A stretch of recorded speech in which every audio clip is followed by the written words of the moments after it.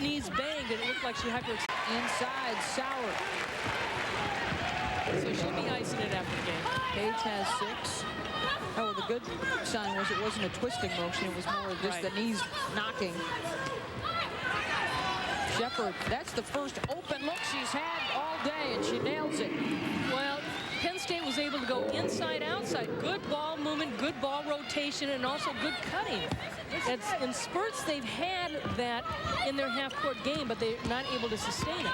Lisa was scoreless in the first half. They're going to have her effort here in the second. Working inside, Swin Cash off the bottom of the backboard. Battle for the loose ball, and Penn State comes away with it. Darling. Helen, too, was quiet in that first half with just 4 points.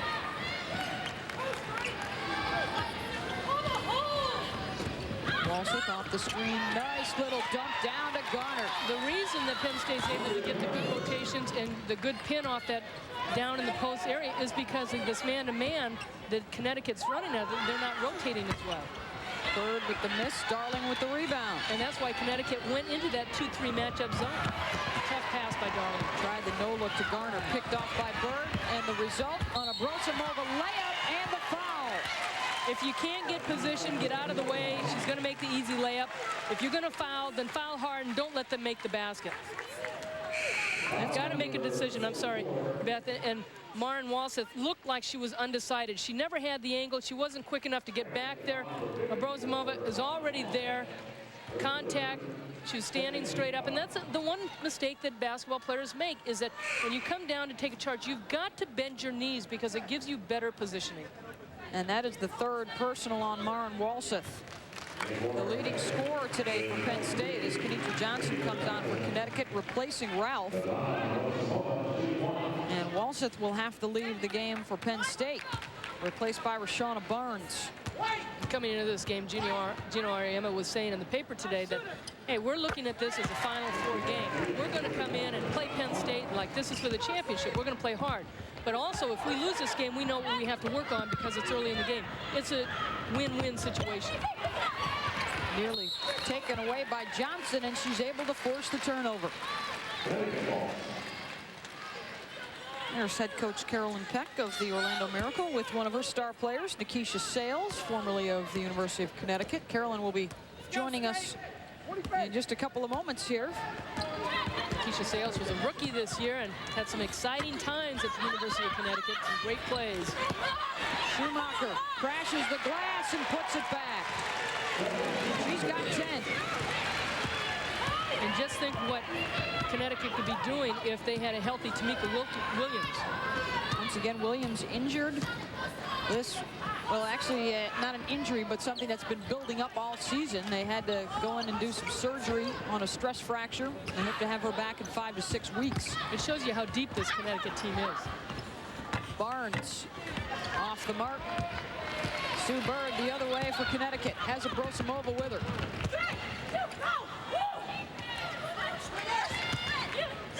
Swin Cash tries to go left, and Penn State will have it. Timeout here at the Fieldhouse. 54-35, Connecticut. Back with Carolyn Peck after this. Thank you. That's right. That's right. Thanks. What do you think about these UConn Huskies? They got a lot of energy, and I'm amazed. Shea Ralph's her energy and her strength. She is a strong player. She's scoring inside and out, and sometimes even running over the strong post players down there. Yeah. Well, they would certainly have to be considered the favorite, along probably with the University of Tennessee. But there's a lot of parity in this game, isn't there, this year? Definitely so. There's a lot of talent. Yeah, Purdue's back again this year. Tennessee, UCLA, Louisiana Tech. I mean, you can go on and on. Kentucky's doing very well this year. Mississippi State beats UConn. I mean, I'm kind of glad that I get to watch. You know, last year your team had such an experienced backcourt, and a lot of people have talked about that's really what a team needs on the college level now. What are some of the programs that you see really up there with that kind of a backcourt that you had last year? Well, I think that Purdue, again, with Katie Douglas in the backcourt for Purdue and Kelly Camara as she grows and matures in the game, I think that Penn State has a good backcourt with Helen Darling and Lisa Shepard. UCLA with Erica Gomez. Erica Tamika Jackson at Kentucky. What about the backcourt for Louisiana Tech? Louisiana Tech. Tamika Jackson, she has a speed. I don't think we've even measured that one yet. She is so quick. We will get a chance to see her and Betty Lennox go up against Nicole Kazmarski, one of the top freshmen in the country for UCLA. And of course, is it tough for you to watch your brother over on the Penn State sideline? He's on the wrong end of the score right now, but Michael, he's done a terrific job with Rennie Portland after starting out at the University of Florida with Carol Ross. Michael's done a great job recruiting for Rennie at Penn State. And, you know, watching this Penn State team, they're executing. They're getting the gimmies inside. The bunnies they're missing. You know, I think if they knock down the easy shots and quit turning the ball over, you know, they might be able to close the margin. He'll be bringing in 5 recruits to Happy Valley next year as they'll restock the roster. You know, there were situations last year with Stephanie White-McCarty that, you know, people would really zero in on her. And you're looking at somebody like Lisa Shepard, who's kind of struggling a little bit in this game because they're just keying in on her, taking the shot away. What do you do as a coach when you have a player like that to help open them up? Well, you know, when you have players like Stephanie White-McCarty, she is so smart in understanding, okay, they're concentrating on me, so what can I do to create openings for my teammates? And that's really kind of tough with Lisa sometimes because she's such a great shooter, and she has that shooter's mentality of shoot first. So, you know, that's just really hard. They've got to, I think, she's got to do a better job coming off screens, get her feet set, and still keep that shooter's mentality. And you've got a former Connecticut player, Nikisha Sales, Big East Player of the Year. She's, you know, national championships. And what about the Connecticut program and how they bring players out? Talent continues to come out of the UConn program. I just saw Keisha. This is the first time I've actually seen her. I've only talked to her on the phone. She's been in town for a couple of days and came in town for this event. And, you know, you see Shay Ralph, Jennifer Rosati, Carol Walters. I mean, and I think that's a great attribute to the UConn recruiting and, you know, bringing in the great players and developing so that they're able to continue on and now have the opportunity to play at the professional level. A big milestone coming up as Connecticut maintains its lead here, 60-38 over Penn State. We're talking with Carolyn Peck, the GM and head coach of the Orlando Miracle and former assistant at the University of Tennessee. And it's possible later today that Pat Summitt will pick up her unbelievably 700 career win. 700 wins. I'm telling you. That'll be a tough record to break. Yeah. I think 700 for anybody because Pat started coaching at such an early age, and I'm not telling her age. Just she's calculated. She's really accumulated a lot of wins in a short amount of time. When you look at 700 wins, that's a lot of hard work, and she's done so many great things for the game of women's basketball. I mean, it's just every day. We really should be appreciative to people like Pat Summitt for the opportunities that we have as coaches and as players now in the game. She and Jody Conrad will be the only 2 women in the 700 win club. She's got a chance if she sticks around for, I think we worked it out, she's averaged about 27 wins a year. So another 6 or 7 years, she might be able to catch Dean Smith, which would be unbelievable. Well, I know one thing that I talked to Pat about, and she said, well, Carolyn, your Purdue team was able to beat me, and I don't have a chance for revenge. You've gone to the pros. And I was like, hey, I know when to get out. I believe, too, Carolyn, you still carry the distinction as the only former assistant to come back and beat Coach Summitt, which she did last year to start out the season. I like that. Then you look at assistants like Holly Warlick and Mickey DeMoss who stay with her forever. I think Pat said, well, we'll keep them around as long as possible. They've learned all the tricks. Well, Carolyn, thank you so much for joining us. We appreciate you stopping by the table. It's great to be sharing with some you of your guys. thoughts. You guys have fun. It's always good seeing you, Carolyn. Carolyn Peck joining Ann and I for a few minutes here in Orlando at Lake Buena Vista, Florida. And she really did a good job this year stepping in with an expansion team, the Orlando Miracle down here. And she's coach and general manager, and she's really made an impact in the community. Well, it's going to be a little different for the expansion teams this year coming into the WNBA. The Seattle, talent pool may look a little different than it did this year. Well, they had the ABL players come in last year, and they were able to pick. And there were some top seniors also, and we didn't get a chance to ask Carolyn about the seniors coming out this year. I know that next year, a lot of the juniors have it's a big class next year as far as players coming out of college to play professional. But there's a select few rookies maybe. But here's a position right here. We'll get back to the game. Asia Jones trying to get position, and Maren Walseth going down. So it's just body contact. And right now, the officials have really done a pretty good job in this game and letting them play. That was the 4th personal on Asia Jones, so she departs, replaced by Paige Sauer. Helen Darling. You know, you talk about the history of, you know, somebody like Pat Summitt, who just went into the Women's Basketball Hall of Fame. And, you know, Renee Portman, I mean, she's got over 500 wins. So, I mean, you can't shake a stick at that. And Gino Auriemma, I mean, he's been really relatively a short time coaching, 14 years, 15 years at Connecticut. He's gotten over 400 wins. He's approaching 500. Leon Barmar, who we're going to see, he's going to approach 600. Falcone had a shot blocked, but right there to scoop it up and put it in was Shauna Barnes. Barnes with her first bucket. But even after made baskets, see how Connecticut just passes the ball up? They're looking to pass it up. They don't pass it down below the free throw line in the sense of they're looking to dribble it up.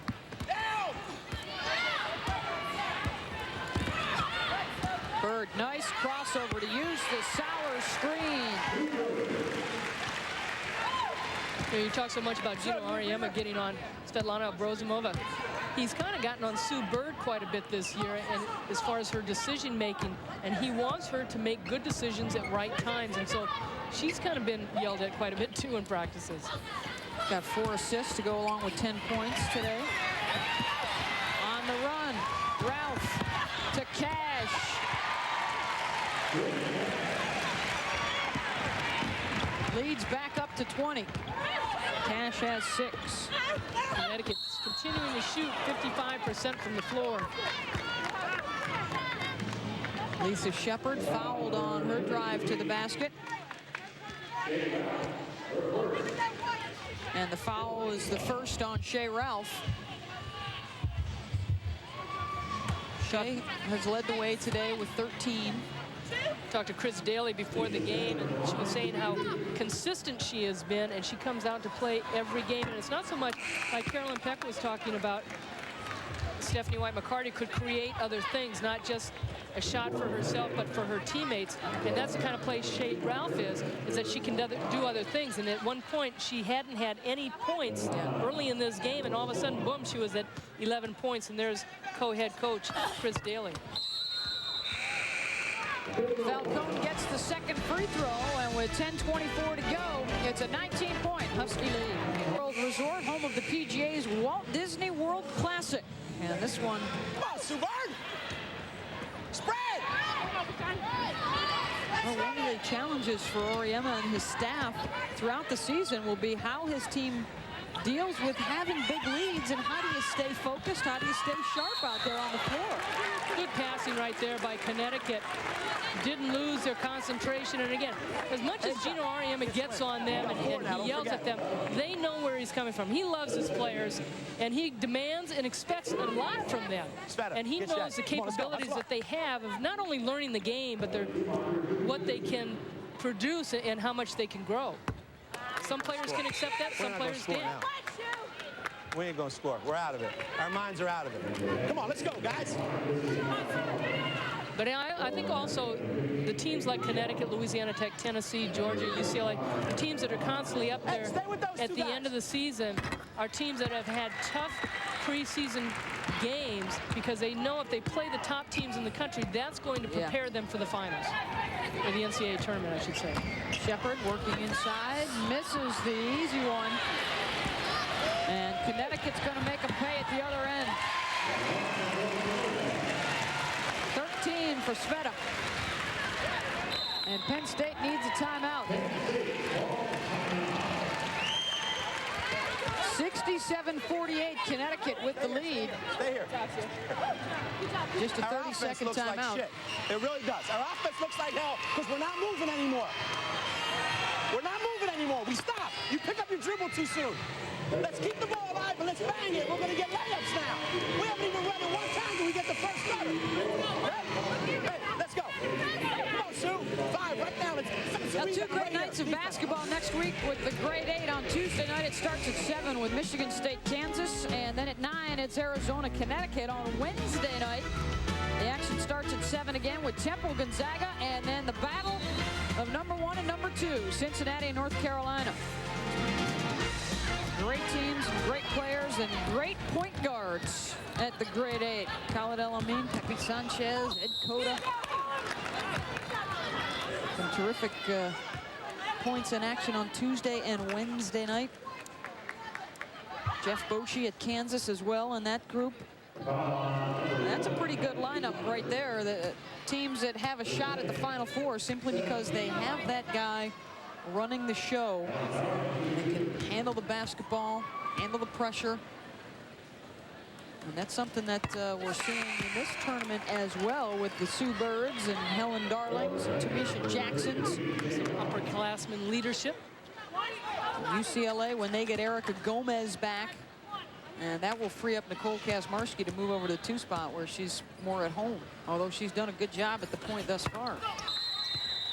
A couple free throws for Helen Darling to give her 8 for the day. UConn by 17. Back after this.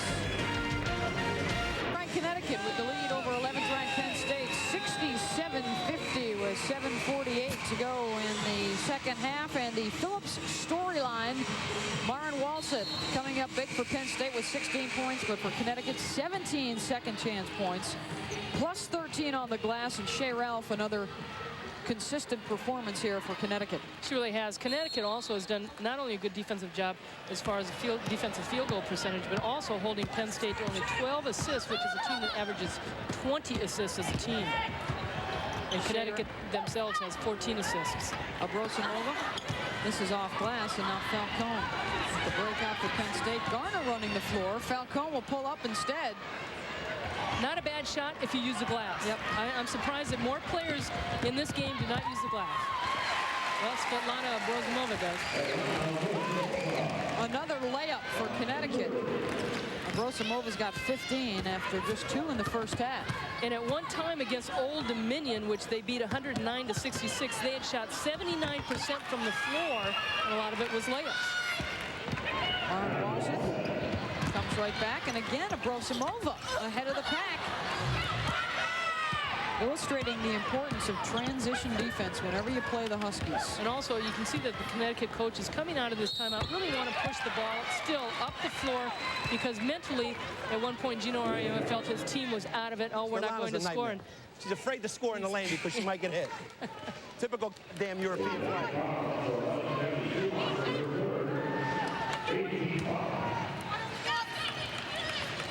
Gino Auriemma not happy with it. And again, he knows what Abrosimova can do, and it's a shot that she misses. Well, you don't make every shot, and there's a frustration, I think, there from the coach as far as he knows how talented as she is, that he feels that she should be concentrated on every shot every time. Garner's got 14. And even Michael Jordan didn't shoot 100%.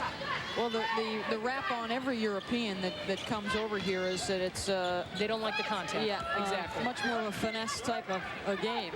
Well, and you can look at her size at 6'2". I mean, most players in the United States at 6'2" are going to be post players. So Win Cash. But she has the versatility to put the ball on the floor, and European players like to take the outside shot, and she's a wonderful three-point shooter. Cash has 8 on the verge of joining 4 other Huskies in double figures for their next bucket, and it may be right here. Just layup after layup. Cash now with 10 points and 7 rebounds.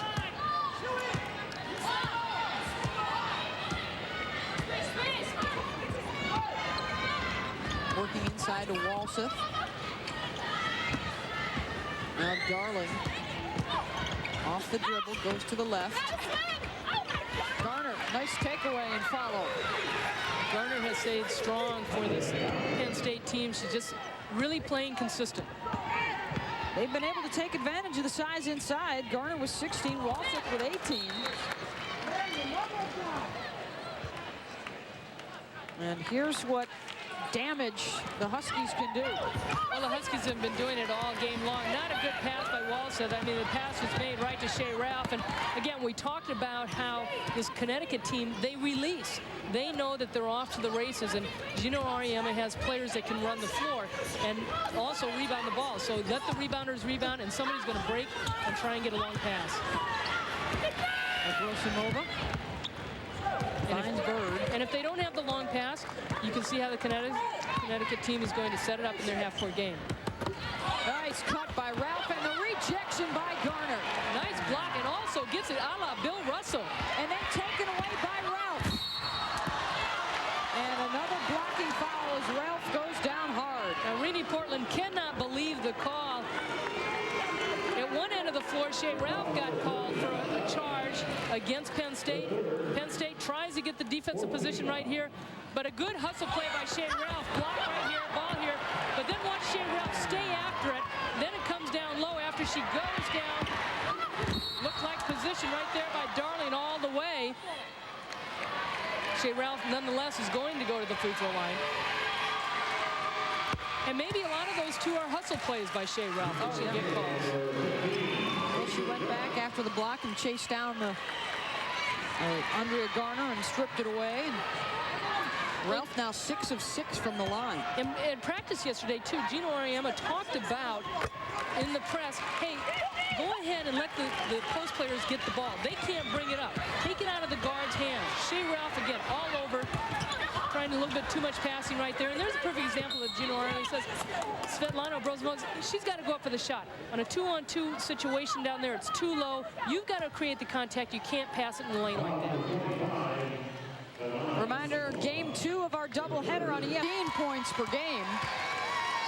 For more on college basketball, log on to ESPN.com, a part of the Go Network, go.com. There's going to be a lot of shots in that game. And Connecticut has gotten a lot of shots off in this game. Garner now with 17 today. Actually, Penn State is 23 of 60 from the floor for 38%, and Connecticut 31 of 59 for 52%. Well, the two post players with 18 apiece, but they didn't get help from the perimeter in the scoring department at any rate today. And as they have shown throughout their 5-0 start, Connecticut has too many weapons, and they all love to run up and down the floor. Asia Jones with 2 points there. She was on the Big East All-Rookie team last year. Where they've got what many people consider to be the top recruiting class in the country coming in next year. Right up there with Tennessee and Duke and Purdue. And after the Falcone jumper, Jones stepped back onto the court for a violation. It'll be Penn State's ball when we return.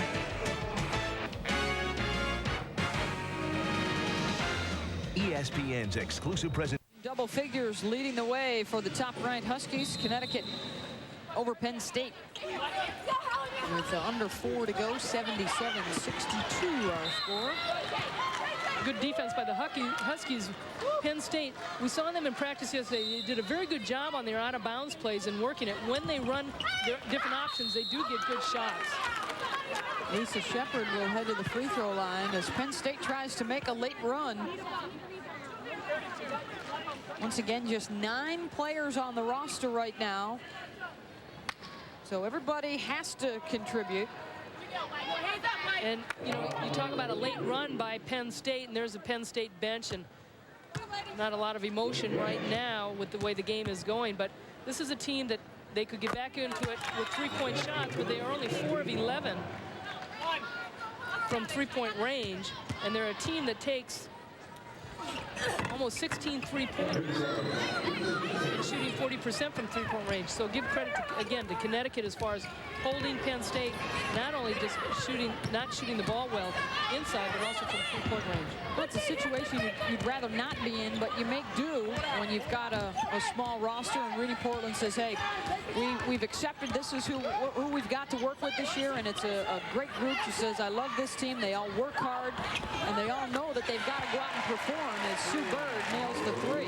And the players like it too because they're going to get a lot of minutes. You know, this is a team that went over to Europe this summer, to France and Switzerland. They were 4-1. They really felt that they gelled together, and that's so important in the women's game as far as everybody kind of having that cohesiveness and getting along. And sometimes it's important not just on the court but off the court for the women. Boy, it could be a great year for Penn State for their women's athletics. They were in the Women's Soccer College Cup, lost in the semis And coming up next, the soccer championship, North Carolina and Notre Dame live from San Jose. Top-ranked Santa Clara upset in the semis by the Fighting Irish. And how exciting has women's soccer been this year? Terrific.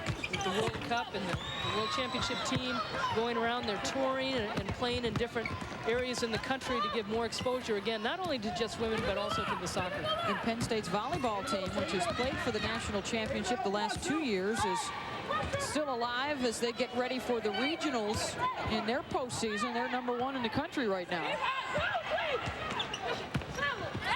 Swing cash. Athletic move to the bucket for 2. Swing catch, just splitting the defense. Her versatility, her quickness, just slicing through there. Cash with 12, Ralph with 15, Schumacher with 11, Sveta with 17, and Bird with 13, all in double digits. Walseth has 20 and Garner 18 to lead Penn State.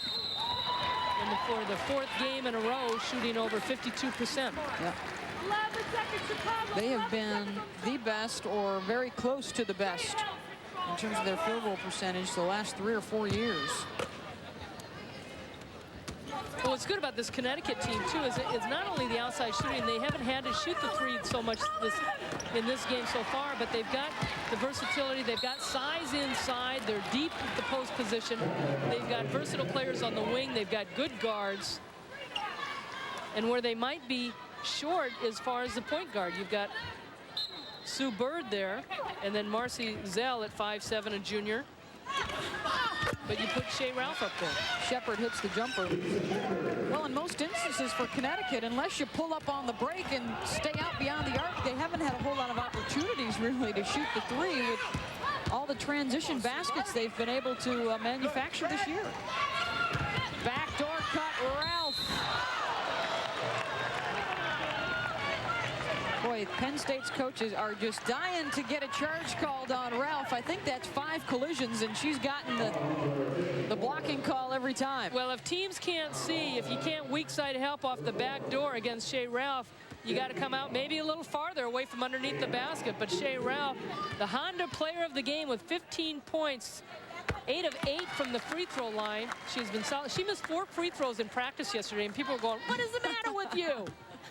83% from the stripe. And she will continue her average right around 8 trips to the line per game.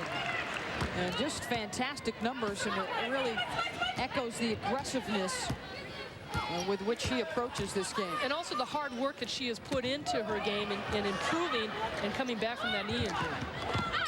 Shepard beat Ralph on that drive to the bucket. Well, I think perhaps more than just about anybody in the country, Ralph appreciates not only to have a second chance, but a third chance after the not 1 but 2 knee injuries. Making the most of her opportunity to play college basketball.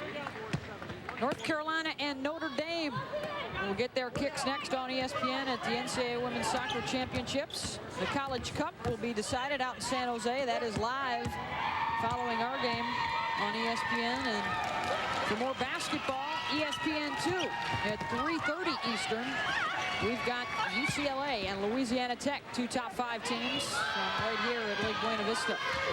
Shot clock running down on Sue Bird. Nice dish to Cash, and she'll go to the line.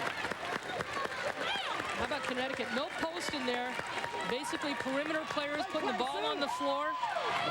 They're able to open things up and give credit to the Huskies, Beth, as far as not kind of panicking. The question will be early on in the season, how good a half-court team are they? Can they stay poised? And there they proved that they didn't panic when the shot clock was running down. And the Huskies have a tough road to hoe by design. They've got dates coming up, a couple of trips, or a couple of matchups with Tennessee. They've got UCLA and Louisiana Tech still on the schedule. And then they vastly improved Big East Conference, where they'll have to meet up with Notre Dame, a winner over North Carolina last night, and Rutgers, if the Scarlet Knights can pull things find together. the chemistry that they need. They've had a couple of surprising losses already this year. It really is, because they've got some super talent on that team.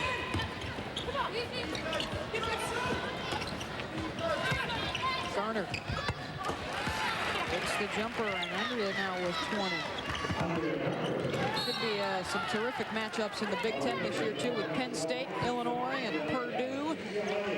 And Wisconsin taking on Tennessee today for Rennie Portland's team. The Lady Lions had a couple of down years a few years ago, and it was really this senior class of Garner and Darling that have led to the resurgence. Last year, over a 15-day stretch, they upset 3 top 10 teams to announce that they had returned to the upper echelon. And how about that? Just behind Pat Summitt in terms of the quickest coach to get 500 wins. And she's had some great players come through here. Susan Robinson, who really nobody wanted, and she ended up being freshman National Player of the Year and also Player of the Year, National Player of the Year. And then Susie McConnell. How can you forget Susie McConnell? Two-time Olympian. Led the NCAA in assists, both men and women. Yeah, that's the only disappointing thing for any future point guards coming to Penn State. There's a record you know you're not going to get. Or anywhere. It's over 1,300 assists. And they call an offensive foul on Penn State. And Rennie Portland cannot believe the calls as far as any of those charges, blocks. She hasn't gotten a one. That has been a surprise for the Penn State coaches today. That's got to be 6 or 7 collisions. Well, and you hope, too, that you have 1 or 2 players that work on defensive positioning just to take those charges. They look like they have the numbers, but nobody was spread enough. Defense got back. Darling tried to get it to Garner. Helen with 7 points and 7 assists today, 5 rebounds. NCAA Women's Soccer Championships, the College Cup, North Carolina and Notre Dame, the only 2 teams remaining. And their game coming up next on ESPN, San Jose. Darling 4 fouls in this game. She fouled out of the Duke game, and she struggled in that game. So foul trouble really doesn't help Helen Darling. Garner gets that one to drop. There's some great players coming up in the soccer game as well. Anna Makinen leading Notre Dame against Lori Fair and North Carolina. The Tar Heels, perennial national champions, but lost to Florida last year and coming in as one of the underdogs this year against a tough Santa Clara team that was upset in the semis by Notre Dame. Fighting Irish back in the title contest. They won it all in '95. Double dribble called on Kenitra Johnson. Well, Penn State will go home after this game, and they'll look at some of the things that they have to concentrate on and setting up their offense. And Connecticut didn't play a bad game. I'm sure Gino Auriemma will find some things to work on there. Huskies will solidify their hold on #1 with the win over 11th-ranked Penn State. 87-74, led by Shea Ralph and Svetlana Brosimova. 5 players in double digits, and we'll be back to Disney after this. House at the Disney Wide World of Sports Complex. The first game of our doubleheader goes to Connecticut, 87-74. And let's go to Ann Myers with Coach Gino Auriemma. Ann? Well, Gino, you got plenty of Connecticut fans here, but talk a little bit about the beginning of this game and how it started out for you guys. Well, we really wanted to come out hard, Annie, and we wanted to put the pressure on them and try to. And I was surprised that they wanted to press and run up and down the floor, which is, that's the way we wanted to play. So we got off to a great start, and that just kind of set the tone for the rest of the game. It seems like this is a team that you've changed a lot of things as far as your running. You guys are really passing the ball, especially when teams do try to press you. Well, we're passing the ball a lot better. We're moving better without the ball, and we've got players that can play a lot of different positions, and that's what makes us, a good team right now. But we still got a long way to go. Talk a little bit about the lead you had going into halftime, 15-point lead, but coming out in the second half, what you wanted your team to do. Well, we wanted to make sure that we didn't give up any open looks on the threes and no second shots. I thought those were going to be the keys to the game, and I thought we did a great job of rebounding, and we really limited their threes until the end of the game. So those were the keys, and, today the game plan worked. Well, defensively, you did such a good job. Offensively, you got a lot of looks at the basket, but a lot of layups, and talk a little bit about the play of Shea Ralph. Shea's just such an intense player, and she plays so hard. everything's on emotion. And when she gets into the lane and can get to the free throw line, that's when she's at her best. And we kind of feed off for her, as you can tell. Well, a little frustration with Svetlana Obrozimova, but she did some good things out there. You know, Svetlana's so good, and I think she's our most gifted player. I want her to keep making better decisions, and sometimes, you know, I lose my patience with her, but I wouldn't trade her for anybody in the world. And you always have high expectations. I do. That's good. I do. Gino Ariema, nice game. Thanks, Andy. Congratulations. Thank you, everybody. Back to you.